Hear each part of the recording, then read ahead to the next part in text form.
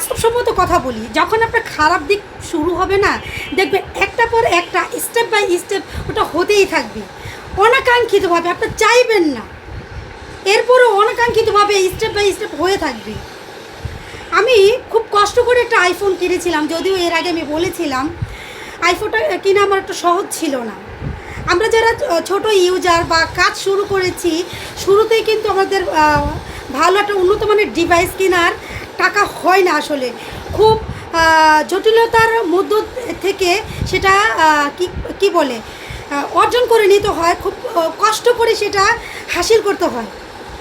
কেনার পরে সেটা বেশ কিছুদিন আর কি ভিডিও বানালাম, খুব ভালো হয়েছিল। আইফোনটা ঘুরতে গেছি, সেখান থেকে চিন্তায় নিয়ে গেছে, যেভাবে হোক না কেন চলে গেছে, পাইনি। ওইটা আবার হারিয়ে যাওয়ার পরে আমি আবার ভালো মানের একটা ফোন কিনছি, আইফোন বাদে স্যামসাং গ্যালাক্সি 22 আলট্রা। সেই ফোনটা আমার হাত থেকে দুইবার পড়ছে, গ্রিন লাইন পড়ে গেছে। আমি প্রথমবার যখন পড়ছে তখন আমি ওই ডিসপ্লে আবার চেঞ্জ করছি, সেখানেও টাকা গেছে। এরপরে যখন ওটা চেঞ্জ করছি, কিছুদিন ব্যবহার করছি, 2 মাসের ব্যবধানে আমি সেটাও আবার গ্রিন লাইট করেছি। এখন সেটা আমি বিক্রি করে ফেলছি, আমার সেই মূল টাকাটা তো উঠেই নেই।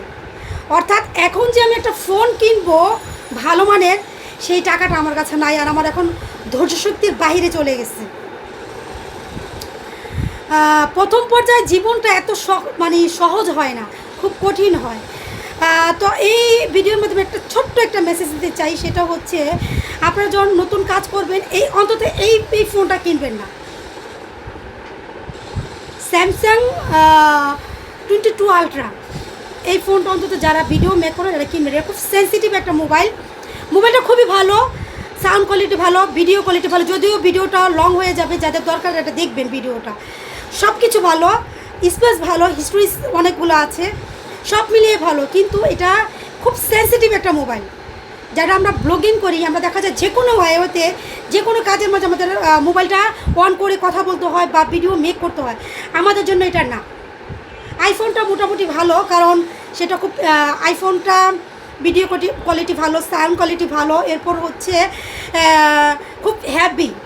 আমার আইফোনটা আমার হাত থেকে যে কয়বার পড়ছে তাও কিছুই হয়নি, কিন্তু এই ফোনটা আমি এত যত্ন সহকারে ইউজ করছি, তারপর আমি রাখতে পারিনি।